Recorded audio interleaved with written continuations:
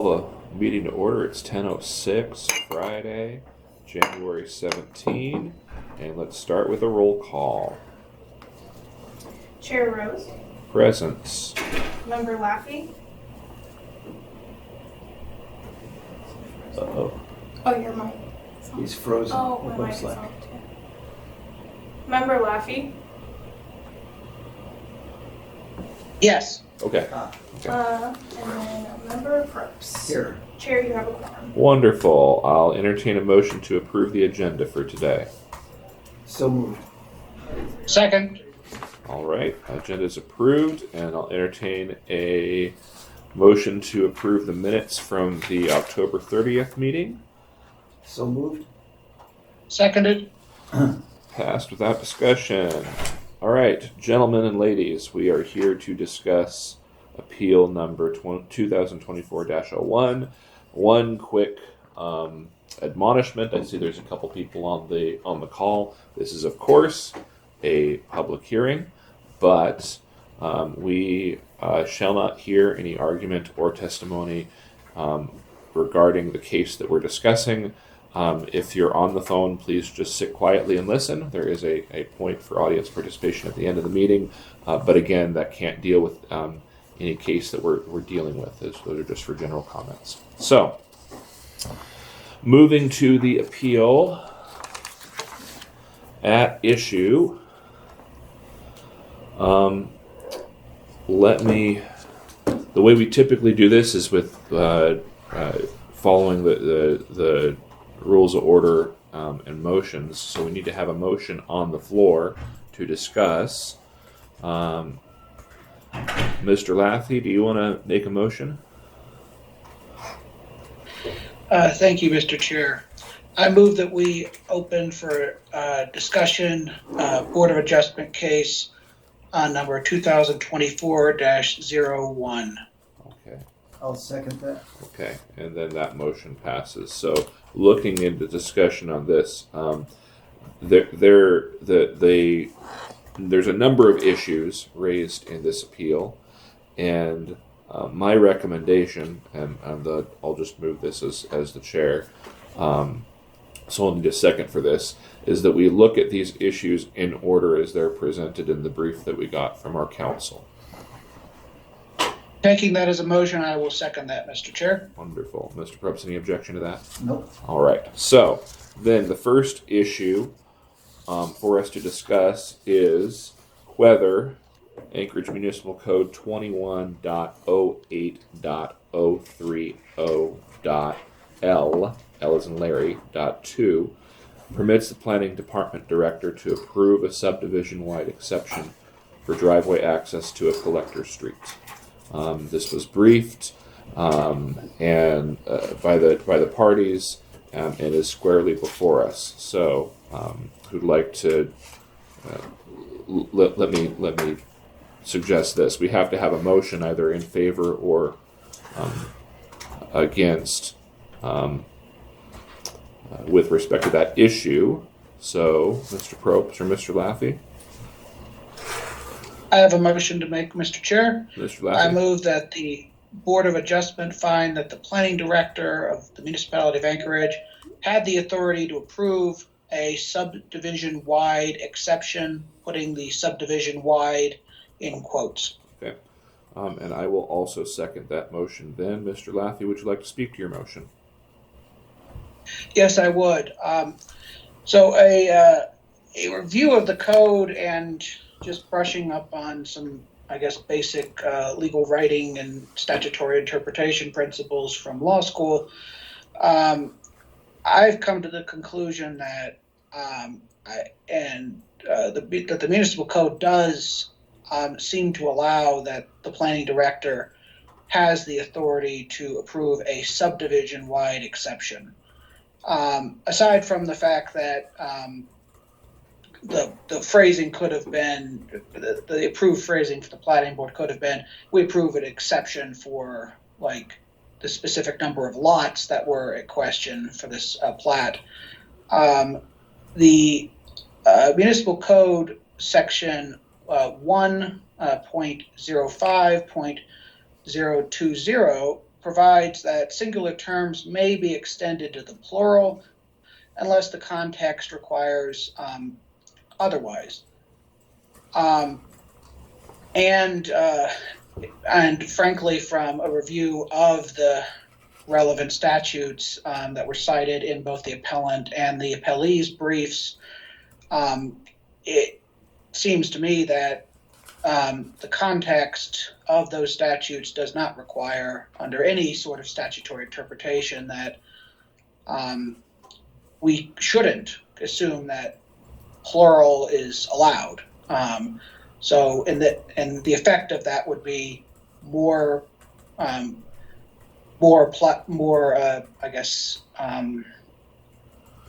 than just a single plat, but an entire subdivision would be within the purview of the planning director under statutory interpretation.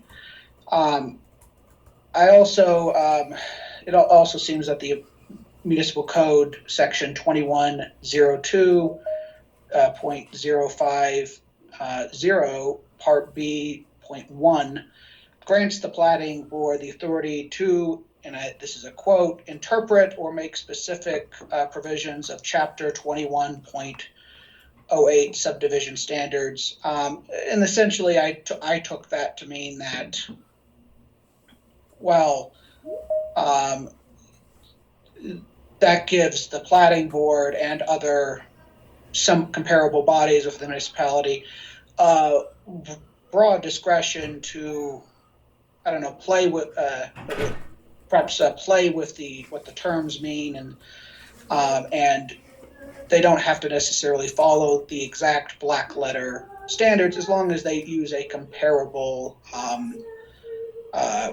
meaningful word in difference. So I feel that, and I frankly did not find the appellant's brief on this issue persuasive, and I feel that, frankly, the planning director had the authority to make this under the relevant statutory terms. So I would recommend that the board agree with me, and we approve the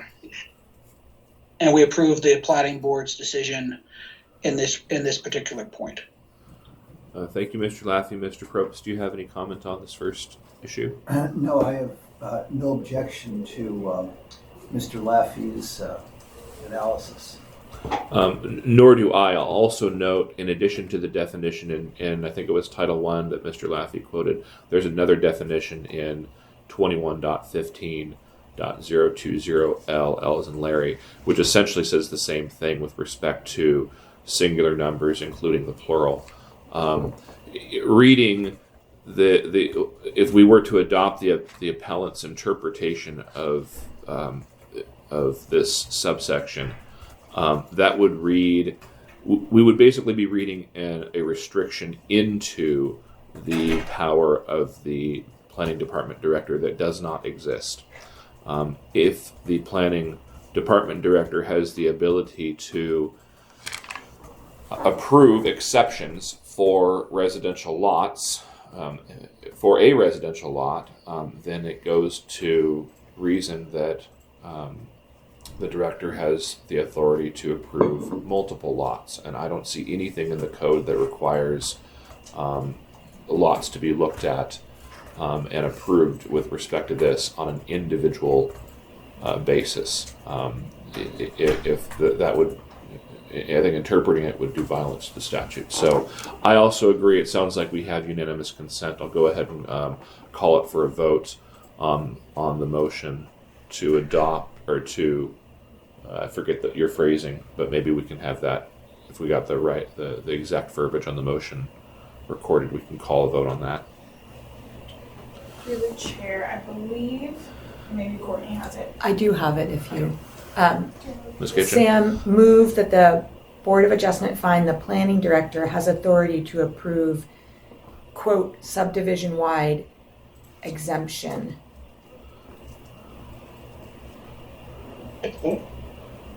For the driveway access to a collector street. I don't think that part was in it though, right? Just a subdivision-wide exemption. Yes, that's correct. Okay. Mr. Laffey, does that fairly represent the motion that you were seeking? Okay. That does. In that case, I consider that to be, for any amendment, a friendly amendment. Fantastic.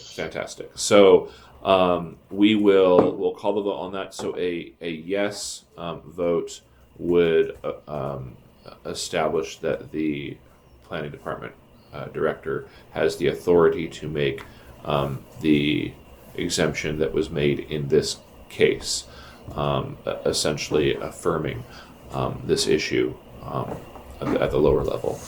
A no vote would do the opposite. So if we call a vote, please. Member Probst? Yes. Member Laffey? Yes.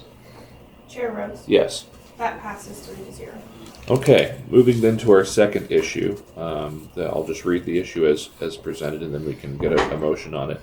This is whether Anchorage Municipal Code 27.10.040 requires a planning director to consult with the Glen Elks Service Area Board of Supervisors, abbreviated the GASA Board, before approving a subdivision plat. Who would like to make a motion with respect to this issue?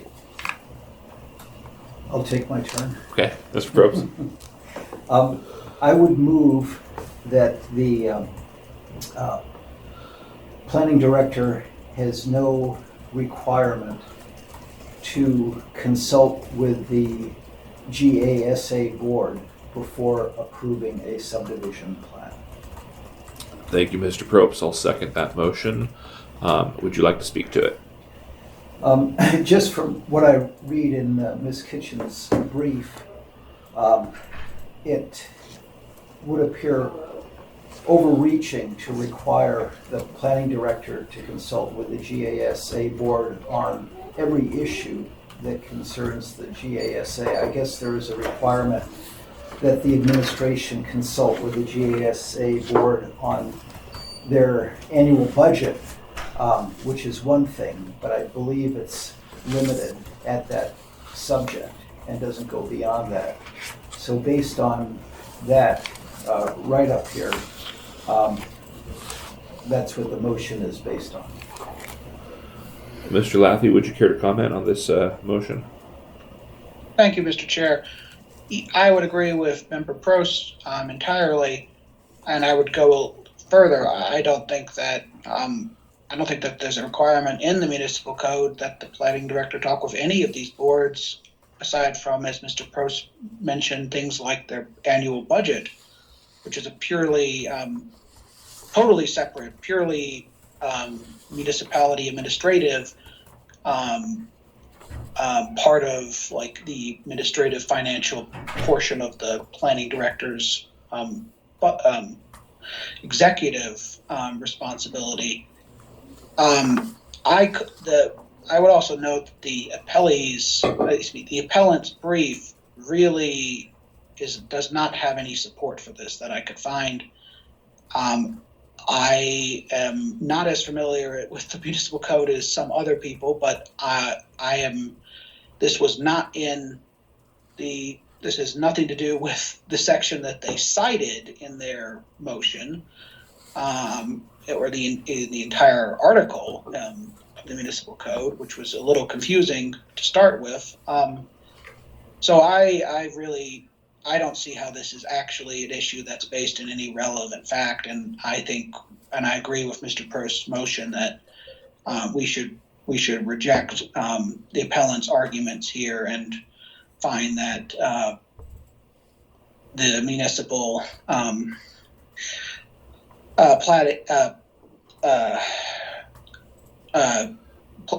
planning director was not required at this time, or even in general, to consult with specific local community councils. Thank you. I agree. I think there's nothing in the code that requires it, and I don't believe our role is doing violence to code and reading things into code that aren't there. That's for the assembly and the mayor to work out on the construction of the actual legislation. So, yes. Michael, I just Sam, I want to make sure you mentioned they don't have the planning director does not have a requirement to talk to community councils, but here I want to make clear that it's the GASA board, which is distinct from the, I think you just misspoke. It's distinct. I did miss. Okay, I'm sorry. Yes. Want to make sure that's clear on the record. Thank you, Ms. Kitchen. Thank you. Doing what good lawyers do, keeping us on our P's and Q's, watching our P's and Q's. All right. Well, in that case, let's go ahead and call a vote for this one. An affirmative vote would be finding that there's no requirement on the planning director to consult with the GASA board before making platting decisions. We call a roll, please. Call it. Member Laffey, Yes. Member Probst, Yes. Chair Rose. Yes. That passes 3-0. Excellent. We are doing great on time, gentlemen. Let's go to a probably more complex issue. So issue number 3 is whether the platting board's decision complies with Anchorage Municipal Code 21.08.030.L as in Larry, .3. A motion on this one, gentlemen? I'll do it. I would move that the plating board find that,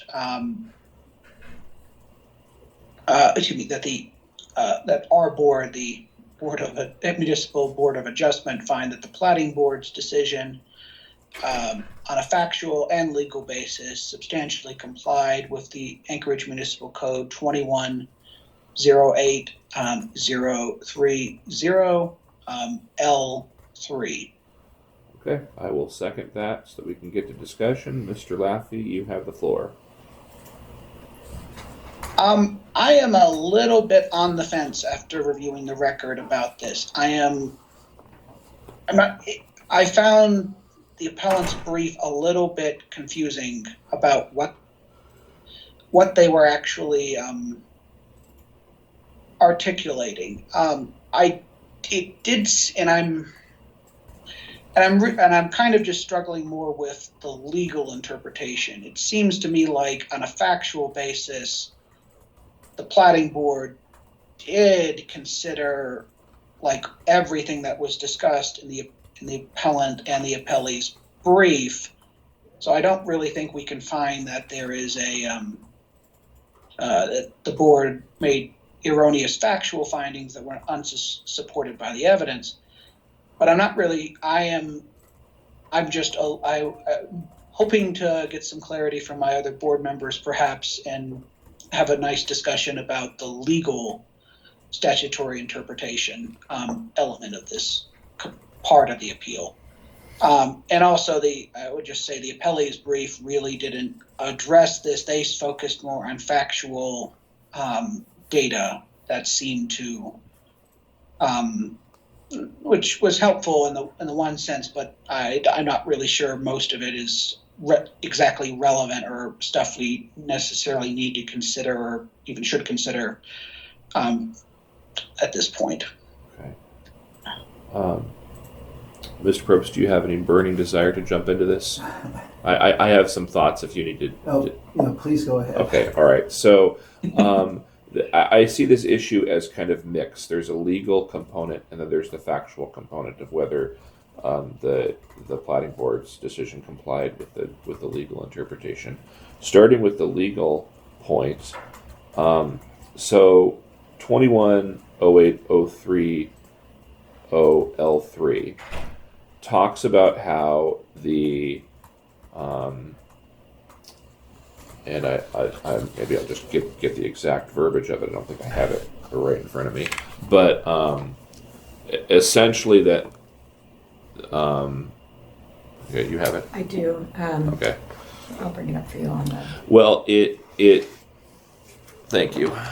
Subdivisions shall be designed to minimize lots with access to residential major streets carrying more than 1,000 average daily trips. So one of the things that I seized upon when I was considering this is residential major streets is actually it's a specific term describing a specific type of street. And in the code, in 21.85.050 that defines interior streets. There's different types of interior streets. Residential interior streets are types of interior streets, and those are further broken down into residential minor streets and residential major streets.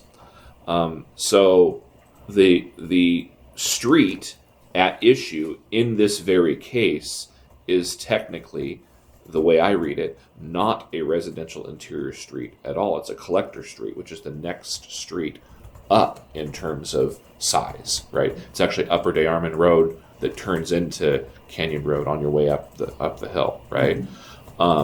So at one hand, I'm kind of confused why there's this debate and issue over this statutory provision, because it seems at first blush to not apply. There shouldn't be this requirement because the residential major street isn't what we're talking about. The lots don't empty out into a residential major street. And if that's the case, then by just strictly technically speaking, this subdivision plat does minimize the lots emptying out into a residential major street, because there is no way to a residential major street. It's a collector street, which is the next street up. So, and I understand, although I didn't find this yet, I ran out of time in my time of preparing for this hearing. What if any requirements, similar requirements there may be for a collector street? Unfortunately, that issue is really not briefed, and I think that it would have been really helpful to have from the appellee something that rebuts that on that point. There is something in the record. Where was that in the record? There was a. I think it was in the triad letter itself or someone was giving one of the proponents of the subplat was giving testimony and made mention to collector streets have even larger average daily trip capacity. So they meet the argument was they were meeting the threshold by a significant degree. So there is at least one comment in the testimony. I don't have the citation right here. I saw it last night when I was looking at this. So that's my first thought, is that they're really confusing on whether or not the residential major street is even a relevant thought or component or requirement. As the factual point on this, I'm happy to hear, Mr. Laffey, that you feel that you have some confidence in the evidence that exists there. My initial blush is I don't know that we have before us a strong factual record that really shows what the average daily trip amount is on that area. There's a methodology that is used, but there's some debate over whether that methodology is truly capturing the average daily trips. And as I look at it, it looks really like a uncertainty on what the actual number is. I think that the numbers that were presented with in the appellant's brief, there seems to be a lot of double counting in all the numbers that are listed and then added up. I think some of the trips that are listed in some of the categories are then kind of duplicated. So that's also not a very helpful mechanism to establish that. So those are kind of my initial thoughts on the issue as it stands right now. But like Mr. Laffey, I think this is probably where the meat of the discussion is today. I imagine. So, Mr. Probst, any reaction to some of that comment, sir? Well, I kind of want to make sure I understand the issue, and maybe there's a way where we can just discuss it and reframe it.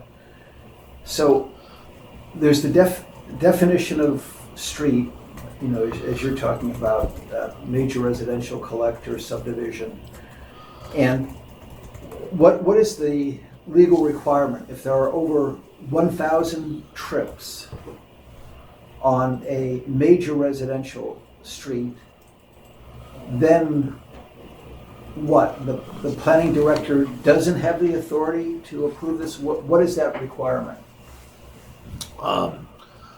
Well, I mean, my thought on it, and maybe Ms. Kitchen can chime in as her counsel too, is the statute says that when subdivisions are being designed, they have to be designed in such a way that the lots don't create a situation where there's going to be a major residential street where there's more than 1,000 average daily trips on it, right? Okay. So you don't want to have, a one major street with, all the houses just lined up. That's why you see subdivisions that kind of wind, and there's cul-de-sacs and things that offshoot. So I think that's the idea behind it. I read it as there's confusion between the parties on whether this is even a residential major street. And the way that this subdivision is kind of structured is Canyon Road runs straight to the park, and then there's houses on the road that go off onto it, right? So that's the concern from the appellant side. Okay, but it seems like we don't have enough information to know whether the subdivision is going to make the existing situation significantly worse than what it is already.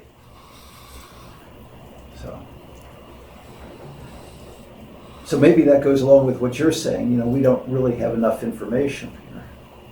I don't know. Well, I think, and through the chair, I think part of that might be that it looks like the last traffic study was done in 2018, which if this wasn't the second time coming around for an appeal, that would have been totally fine, something totally for us that nobody would have blinked an eye at, us basing decisions of. But now we're in 2015, 7 years later, approximately. There are, who really knows, I guess, of the amount. And also, just for the record, Mr. Chair, the citation I think you were looking for for the triad letter is R.338 3 through 341. And I think you were quoting basically from page 338. And I also noticed that there is also another part in the record, marked T008, where planning staff confirms Canyon Road is a neighborhood collector street. Right. Thank you, Mr. Laffey, for those citations. And I agree. I think that we should probably resist the argument that says, hey, look, this was a 2018 traffic study. That was 7 years ago. It's outdated data, right? I don't think that's really our role today. Our role really is looking at whether or not the platting board did a good job with the evidence that was presented to it. And that was several years ago. So that's really not to anyone's fault. It's just a reality of the appellate process that we're here. If there was going to be some sort of circumstances changed, I imagine there are mechanisms and ways that the parties can resolve any dispute they may have with changed circumstances, but that's not our decision to weigh in on. But that's a very good point, because that is something that the appellant does stress, I think, as an overall theme. I think that's just not something that is before us for us to resolve. So then where do we go with this? Chair Rose, can I ask you two things? One, I want to reiterate that yes, the board is not supposed to consider anything except that we're not supposed to any additional evidence or data beyond that's included in the appeal packet. So that really supports what you're saying about we have to look at what's before us. And also, could you repeat that cite you had to the definition of Yes. streets. I just want to make sure I have that correct. It's citing. 21.85.050. Thank you. And then A1B, but you'll see the substructure if you Thank you. go to the main one.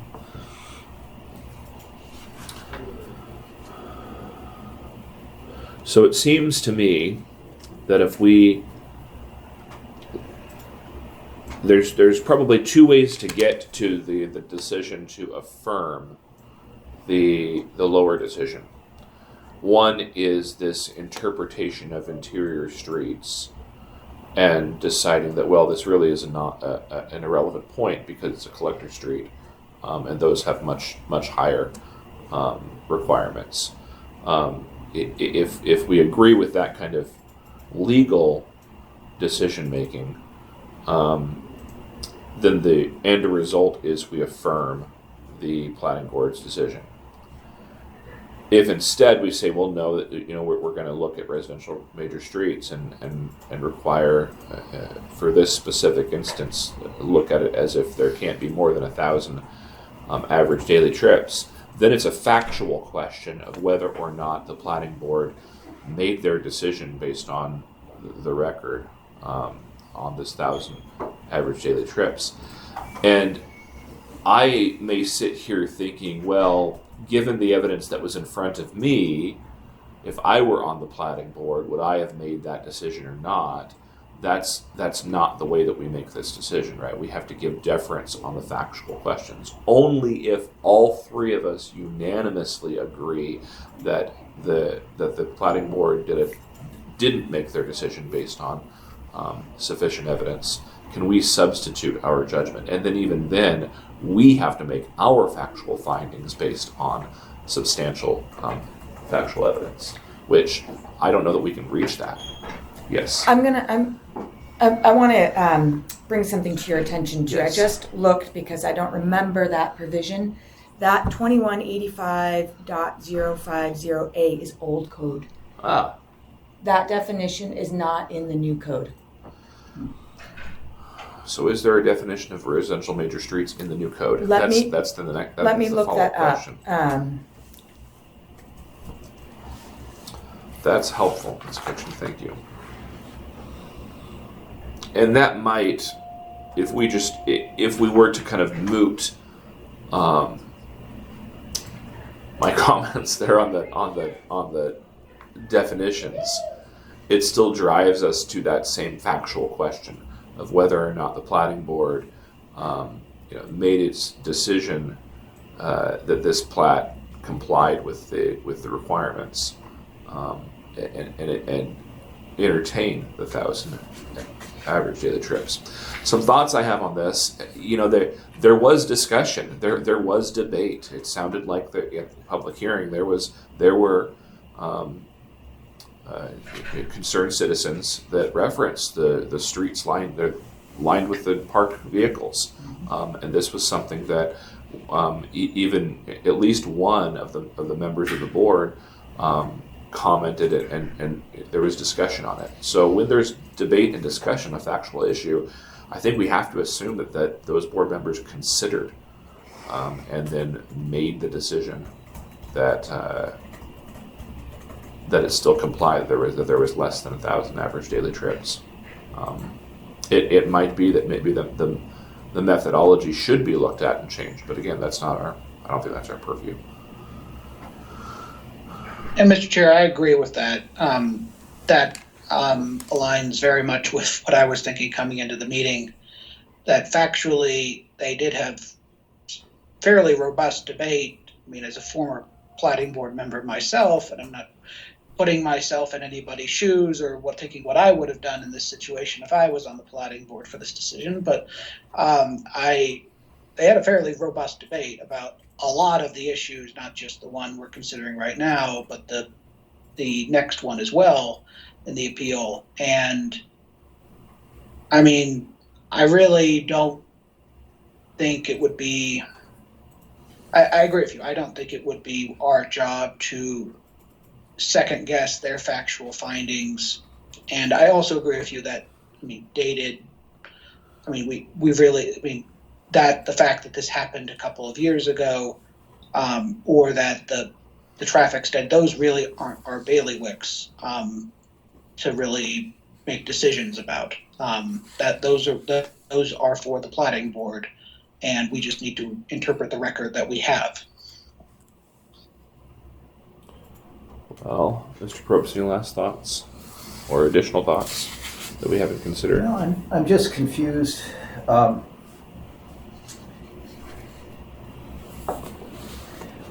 know, if this subdivision, if approved, does put them over 1,000 daily trips, what does that mean?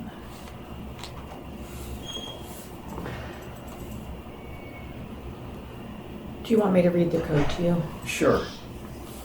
The code states that, let me go back to it here.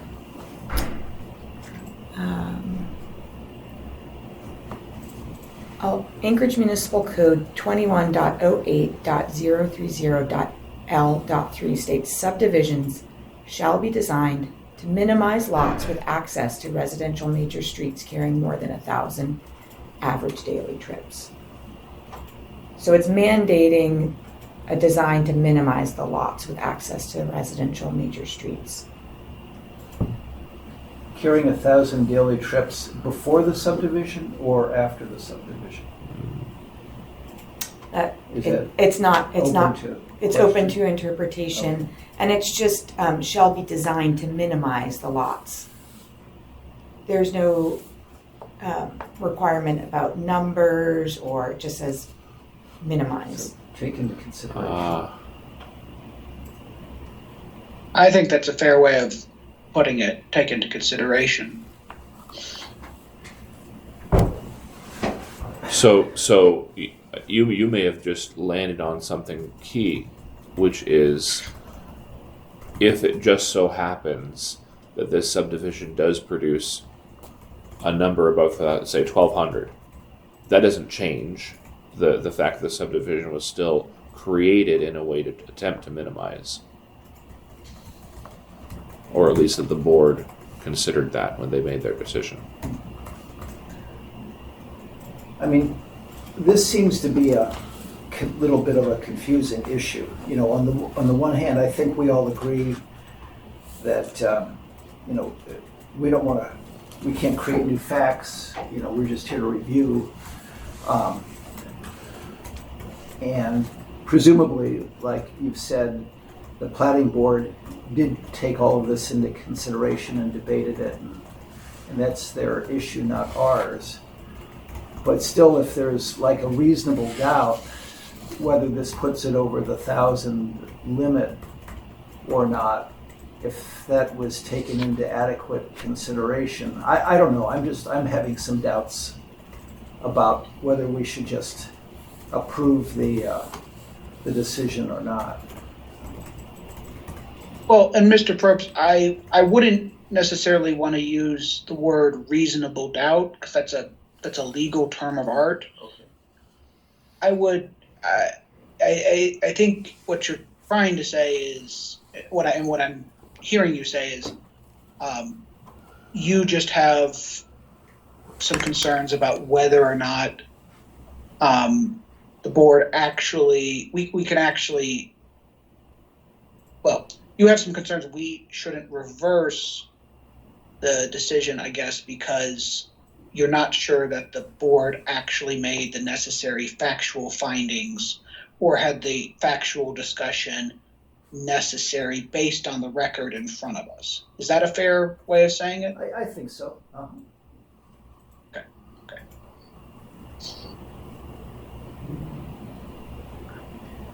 But to kind of wind it up here, I think I will go along, if there's consensus among you two, I will go along with that. I don't push like this of the issues, of the 4 issues. I think this is the one where there's the most. It's the most difficult to the first 2. I think we all came to pretty quick decision making. Fourth one, I don't think there's too much discussion to be had. And I think Mr. Lath even started his comments on this one saying, "Hey, we've got to talk about this. I want to hear your guys' insight." I had exactly the same feeling, yesterday as I was preparing this. Is I wanted to get that, so I don't want you to just to acquiesce. Yes, unanimous decision making is a good thing, but if there's issues here, let's discuss and find the issues. There have been times, I know, in a prior hearing where, one of us will mention something, and then that even changes our minds entirely on it. So I think we owe it to the parties to dig as deep as we can into this one before we move on. Do you guys want me to jump in here with? I found some code definitions that may be useful. Yes, please. Okay, so Please. in now I got to go back up to in Anchorage Municipal Code. Well, you get the citation after. Okay, I'll get the citation. You have to scroll way up to get that. Yeah. So it defines street typology, and it says a street classification system that augments the functional classification, parenthesis, arterials, collectors, local streets, end parentheses, with designations that relate the street design to the adjacent land use, development pattern, and its functions for users in addition to automobile traffic, pedestrians, bicyclists, and transit riders. Example of street typology designations include residential street, main street, transit street, commercial street, and mixed-use street. It also defines collector streets as streets that penetrate various land use classifications to provide both land access and mobility within neighborhoods and commercial areas. Their primary function is traffic service, collecting traffic from intersecting streets and funneling it to major thoroughfares. A major collector roadway / street has limited direct access from individual lots / parcels. A minor collector road / street allows direct access of individual lots, parcels. So the chair, I don't know if this helps you, but I found the new code regarding the residential major streets that Courtney was looking for.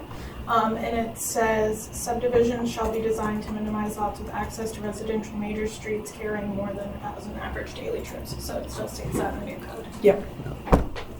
But as far as I can find, residential major streets is not defined Yeah. in new code. Yeah, Well, I can't see it. Big surprise. There's a whole. Yeah. That makes our job even more fun. Yeah. Well, let me raise this thought. Is there value, or is it palatable to remand this for further more specific factual findings from the planning board on this issue of whether or not this specific component was can be met for this subdivision?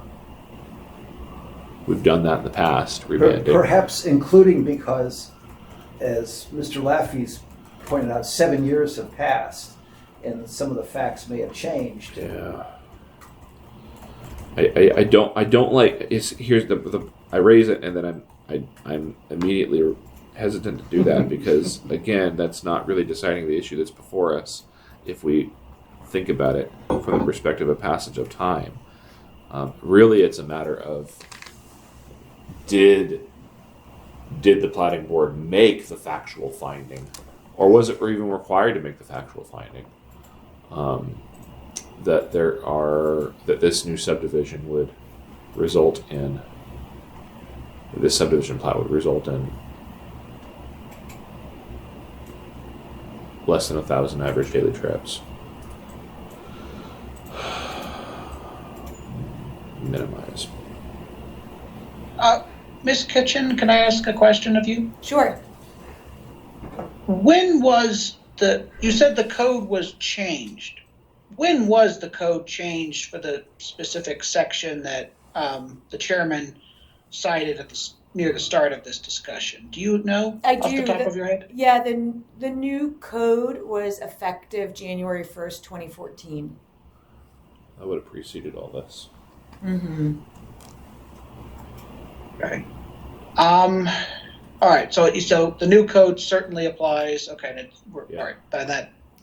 That's that's good to know. Good question. Yeah. And then, if I may make a comment, Please. look, as I said, the legal stuff was about as clear as mud coming into this. The legal portion of this debate was very unclear to me coming in. It's much clearer now hearing those definitions and the fact that major residential street is not a defined term of art in the municipal code as best as we can tell anymore. That may be a slight oversight on the municipality and assemblies and the mayor's part, but that's not our problem. We're here to deal with what the statute says today. But I still feel very strongly that sufficient factual findings and sufficient robust discussion was made on these issues by the planning board in their prior deliberations. I am not personally in favor of sending this back for what it's worth because of that. I feel we have enough here to make a decision, yes or no, if we can't get a consensus. Even if we can't get a consensus, the consensus would be my preference, of course. And I don't think that, just as a practical matter, I'm not really sure what new information we could get or new robust discussion we could get by sending it back to the planning board at this stage. I mean, the board in 2018 seemed to have done their job, and I'm not personally finding the factual basis to say that they didn't do their job at this point, and didn't have the opportunity to consider everything, because this is a complex issue. They did spend a good bit of time on this, as best as I can tell, and some of the board members brought up very similar issues to what members of this board have brought up today. I think I would just lastly say it's very unfortunate that this issue wasn't as well briefed by either the appellant or the appellee as some of it was for some of their other points, in terms of like what the legal analysis is of the municipal code. That would have been much more helpful. Not that it seems like it might have been the deciding factor, but it would have been a little bit more helpful for us, I think.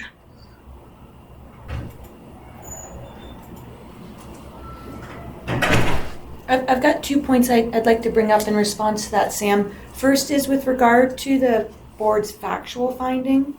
The standard that we apply is whether their factual finding is supported by substantial evidence.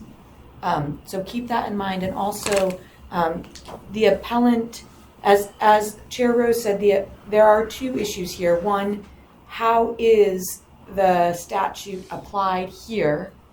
And 2, whether the finding, the planning board's finding that that the subdivision was designed to minimize lots with access to residential major streets carrying more than 1,000 average daily trips is supported in the record by substantial evidence. And I think tackling those 2 issues separately, the board determining the legal interpretation and whether it applies and how it applies in this case, and then whether the planning board's decision complies with that legal interpretation and whether its factual finding on that matter is supported by substantial evidence. Right. So, looking first at the legal question, really we're looking at whether or not the planning board applied this statute,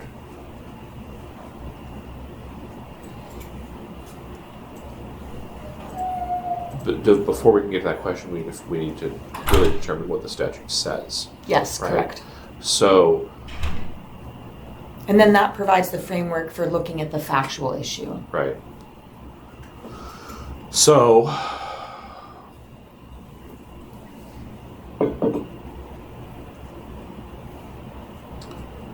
the question is, and maybe feel free to chime in if you see it differently.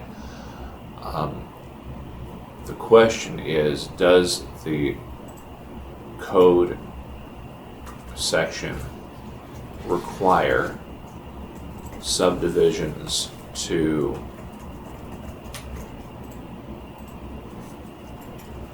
be designed in a way that lots empty out into streets with less than 1,000 average daily trips? Or is the code section saying that subdivisions have to be designed in such a way to minimize that?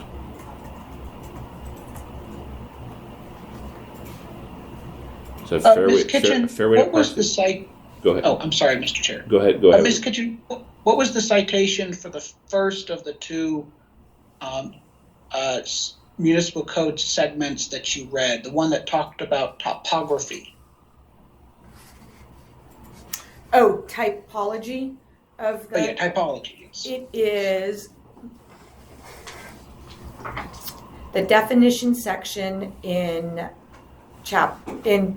it's 21.15.040, and that's in alphabetical order. And the two definitions were street, collector, and the other one was street typology. And that 21.15.040, like I said, is alphabetical.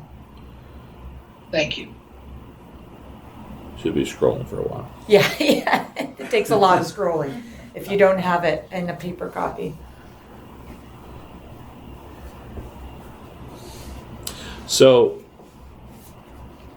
if the interpretation of this section is that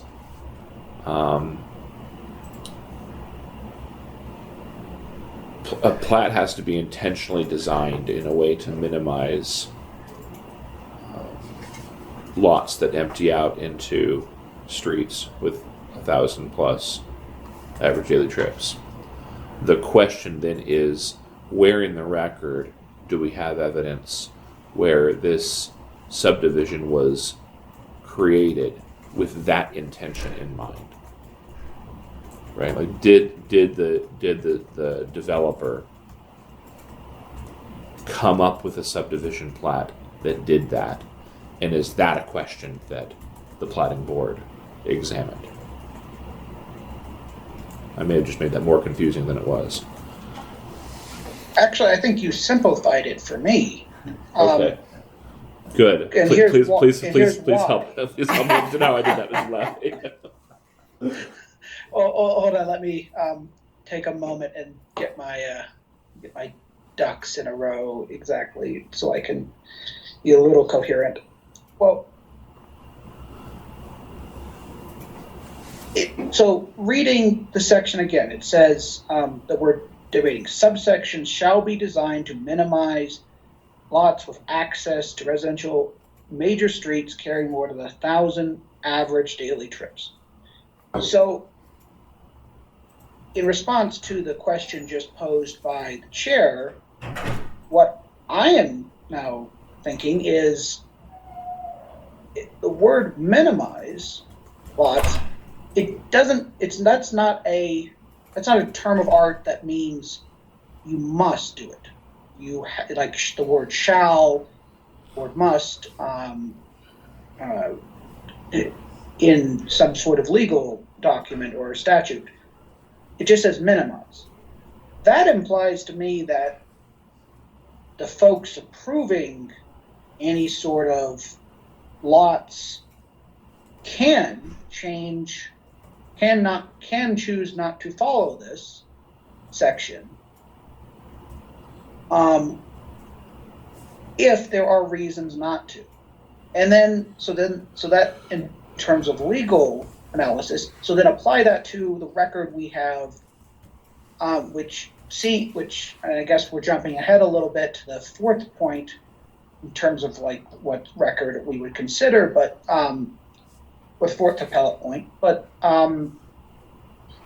these are seem to be very steep lots. Like I'm not really familiar with this part of town, but the record seems to indicate that this is like some of these lots are going very much straight up a cliff after a certain point, or up a hill, up a mountain, whatever the correct term would be.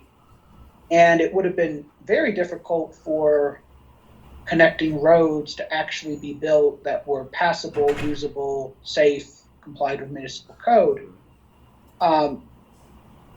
in general. And that's why the lots were going into this collector street. So I think if we look at this whole the whole statute and what the planning board did talk about in its entirety, and what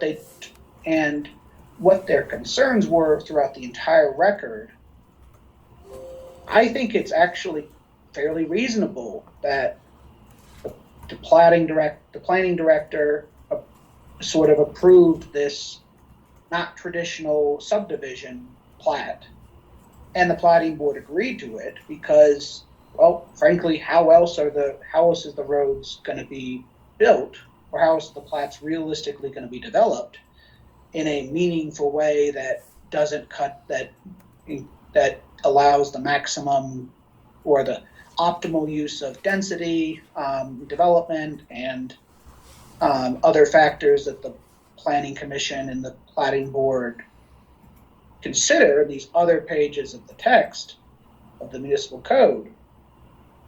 So in short, I'm saying I think given the broad-based authority that the Planning Board has to consider a lot of different angles under the statute, using the word minimize in this subsection, I think that we could find that, well, the Planning Board and the Planning Commission, for what it's worth, did seek to minimize lots, the number of lots that had access to residential major streets carrying more than 1,000 cars, average daily trips from cars, but they were unable to.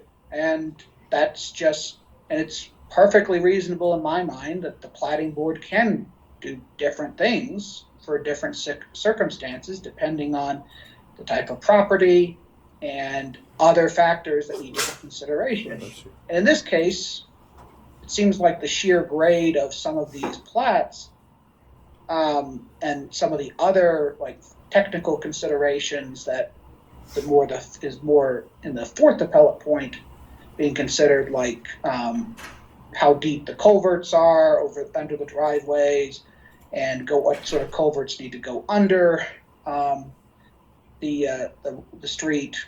It sounds like all that was being considered, and this is the decision the Planning Board made wasn't necessarily unreasonable or illogical, simply.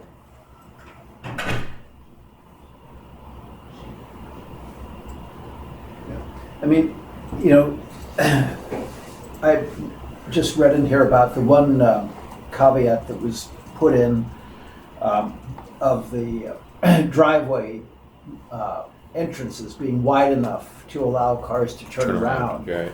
I mean, that kind of indicates that they considered all of these issues and came up with at least that one, maybe others as well, to help facilitate the safety on the street coming in. Yeah, I know there was discussion of the topography, and my OCR isn't letting me a Control F to locate to find the actual citation, but I know there was discussion of that. I remember reading that in the transcript, and I think that framing this section about minimizing lots that empty out into streets with 1,000 plus average daily trips. Really, the question is, did the planning board consider that and consider ways that this subdivision plan is designed to try and minimize that as much as possible? But it is a reality sometimes that you have an area of property, an area of land, just with the topography, that it's not possible to design it any other way but to have, more than 1,000 daily trips, a main road that they're going out into. And I don't think that the code says that no subdivision shall ever have more than 1,000 daily trips. It doesn't. It would be going too far, I think, to interpret the section to say that. So I would suggest, as all part of this discussion, we could break this up into two different motions, but I don't think that we need to. I think that we can still include this analysis in our findings of fact and conclusion of law. I would suggest that the section that we're dealing with does not mandate that no subdivision plan ever is allowed if there's 1,000 plus average daily trips, but instead that when coming up with subdivision plans, that's a consideration that developers are supposed to consider, and that the planning board has to analyze when they're approving or disapproving of that plat. And further, that here the planning board did. That they may not have been that specific and pointed about making that finding, but I think there's enough evidence in the record to show that they did consider the traffic issues. And I, as you were mentioning it, I do remember the discussion about the driveways have to be in such a way that the vehicles can turn around as a component of this. So that said, those are my thoughts on it, and I think with that I'm ready to vote. If you gentlemen are. It sounds, Mr. Laffey, you're. It sounds like you're pretty strongly in your opinion. But Mr. Probst, is there anything else that we could? No, the only other thing that I'm thinking about now that helps to put it in context is that a lot of these daily trips are not the fault of this future subdivision or other existing subdivisions. It's because of Chugach State Park entrance, Right. and that's really what's creating the traffic problem and the parking problem in this location. I mean, I've been there myself, so that doesn't solve the issue, but at the same time, you shouldn't put more of a burden than what's already required by law on the developer, I don't think, because they didn't cause the problem in the first place, if there is a problem. So anyway, no, I'm ready to vote also. Okay. Well, in that case, we will vote on the motion. Do we have the exact verbiage of that still? Maybe we can read that, and then if there's any changes we can make to it before we vote. Through the chair, the motion was that the Board of Adjustment find that the Plotting Board's decision on a factual and legal basis substantially complied with AMC 2108-030A3. I think that's sufficient, and then we can flesh out some of the details in the findings and fact and conclusions law. In that case, a vote yes would affirm the lower decision. A vote no would not. Please call the vote. Chair Rose, Yes. Member Laffey, Yes. Member Probst. Yes. That passes 3. Okay, moving on then to our fourth and final issue. This is whether the Planning Board's finding that the subdivision complies with Anchorage Municipal Code 21.03. 200.c as in Charlie.9 is supported by substantial evidence. I'll go ahead and make a motion that we find the planning board decision is supported by substantial evidence. I'm making that motion just for purposes of discussion. I'll probably go in favor of it based on my reading, but I want to hear what you guys have to say first. I will second the motion, Mr. Chair. Thank you. So, yes, Mr. I was Probst. just going to say, could we ask Courtney to inform us on what that provision of code says? Yes. Okay. In relevant part, AMC, Anchorage Municipal Code 21.03.200 C9A, B, E, I, and K. A is, it requires the plating board to find that a subdivision plat to the maximum extent feasible, A, promotes the public health, safety, and welfare, B, mitigates the effects of incompatibilities between the land uses or residential densities in the subdivision and the land uses and residential densities in the surrounding neighborhood, including, but not limited to, visual, noise, traffic, and environmental effects. E, provides for the efficient movement of vehicular and pedestrian traffic. I, facilitates the orderly and efficient layout and use of the land. And K, furthers the goals and policies of the comprehensive plan. I can go into the other provisions, but those A, B, E, I, and K were the ones specifically noted by the appellant. Do you want me to read the other ones for you as well? Not necessary for me.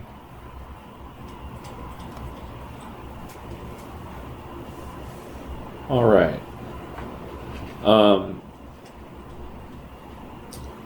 I didn't see anything in the appellant's brief that convinced me that the planning board didn't consider all the objections. There's always going to be objections by someone when it comes to the appeal. The question is whether or not they were objections that were raised to the planning board. The planning board didn't consider them, and that there's not substantial evidence to establish it. Similar to our decision on the last issue, I think we owe deference to the planning board. Who, I mean, this was obviously a controversial issue that they had in the public hearings, right? But that's their job, is to take all that into consideration. So I didn't seize on any of these subsections where I saw that there was a clear lack of substantial evidence to support it. That was my take on it. But I'm only one of three, and sometimes I miss things, and that's why we have three of us. So, Mr. Probst or Mr. Laffey? Well, I guess to get this on the table, should I make a motion, Mr. Chair? I think I did. Oh, did you make Yes, a motion? yeah. On this? Okay, I'm sorry. You're good. No, I agree with you. I don't see anything that would indicate that the planning board did not take all of these different considerations into account in making their decision. So I would tend to support the motion. Mr. Laffey? I would also tend to support the motion from a review of the record, as I think I hinted in our last discussion on point 3. They did make a very robust discussion about a huge number of issues that were raised by members of the public, and a huge part of that, of course, C, we've kind of already talked about. The proper arrangement of streets in relation to existing or proposed streets. I kind of read streets also to probably include, in this context, driveways. That's probably what they're getting at indirectly. Promotes the health, safety, and welfare. I mean, there certainly was discussion about that. I think the main argument is about the amount of traffic, safety concerns with cars being parked on the street. Mr. Probst mentioned the driveway issue in the record, or the driveway backing it in.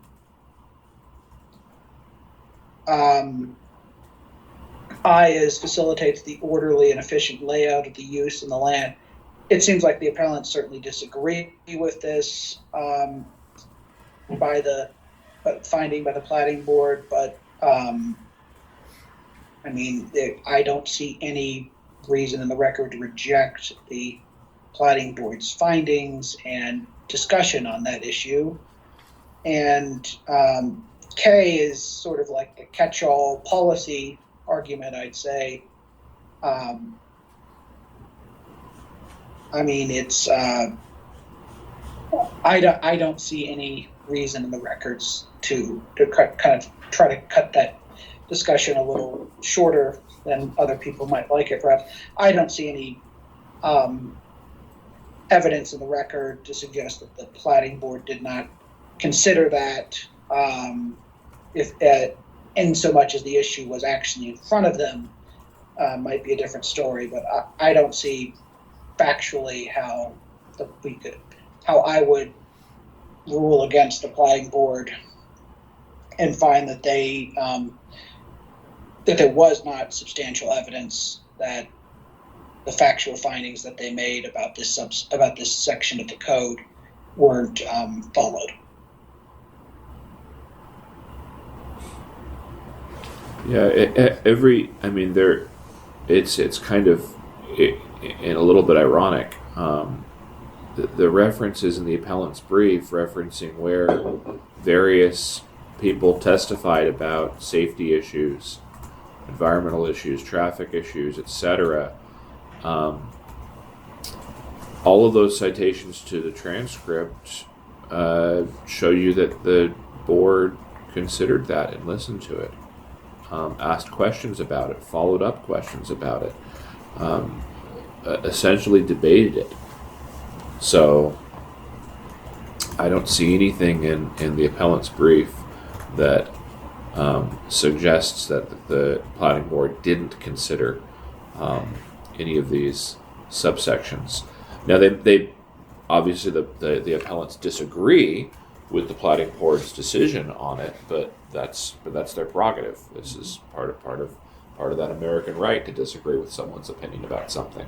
But that doesn't change the fact of what we're sitting here today to decide, which is whether or not the plating board considered each of these. So it sounds like we're all in agreement. We should go ahead and call a vote then, unless there's any other comment, Mr. Probst. No. Mr. Laffey, anything more to say on this? Nothing else. Thank you, Okay, Mr. all Chair. right. Then we'll go ahead and call a vote on this last one. Member Probst, Yes. Member Laffey, Yes. Chair Rose. Yes. That passes 3-0. Okay, so by my count, all four issues have resulted in yes votes affirming the plating board's decision, which has the effect of affirming the decision in whole. The next piece of this is the logistics of what we do next, which is the very next thing is our council writes up the findings and conclusions, and then we have another meeting to discuss the language and make any changes we want to make so that those findings and conclusions are consistent with our discussion here today. We don't have that scheduled yet, or do we have that scheduled? We do have that scheduled. So that is on the 31st. Thank you. I'm going to handwrite that because I have it right here. It's January 31st at 10 a.m. Yes, from 10 a.m. to 11 a.m. And is that in person or Teams only? That absolutely can be by teams. But it will be in person. It will be in person as well. Yes, So I'll be here. yeah, where possible, I like this one to be in person, but by all means, that should probably be a shorter meeting, I imagine. How much in advance do you think you can get that to us? I'm going to try to get the decision to you by Wednesday, the Okay. 22nd. Okay, so if the three of us can all do our homework and come in on the 31st prepared, that will be a short meeting, which I'm sure we'll all appreciate. With that, we'll go to there is no old business. We will go to member comments. Mr. Laffey, do you have any comments? None, thank you, Mr. Chair. Mr. Probst? I just have a question. Yes. We have this meeting, we have the 31st meeting. What is next week's meeting on the 22nd about? Yeah, so we have a separate case, and that one is going to be setting the calendar for that other Gotcha. appeal. Good. So that's 2024-2, And determining the determining panel. the panel. So there's Okay. 4 of us. Yeah. This piece was out for this one. I think we'll draft her into the next one unless she has a conflict. And Mr. Chair, I think I sent you an email. I have a conflict on that one. I was part of the plating board that made the original decision. In that case, So- Mr. Laffey will not be on that panel probably. So it'll probably be the 2 of us plus Ms. Pease, unless you have a conflict with it. In which case, we'll have Probably to- not. Yeah, we'll figure that out next week on the 22nd when we convene, And that's a Teams meeting. and that'll be teams. That should be short Yeah. for just that purpose. Okay. The only member comment I have is Happy New Year, everyone. I'm glad to be here and looking forward to another good year of getting work done for this board. We then move to audience participation. Members of the audience may comment. However, I will remind you again, you can't comment on any case that's before us. That includes the case that we just decided. So if you happen to be chiming in because you wanted to hear the discussion and you want to comment, debate, rebut, or anything like that, you may not do that. But if there are any audience participation comments, now would be the time to do so. Unmute your mic and chime in. Hearing none, I'll entertain a motion to adjourn the meeting. So moved. All right, meeting. Seconded. Wonderful. Meeting is adjourned. Thank you, everyone.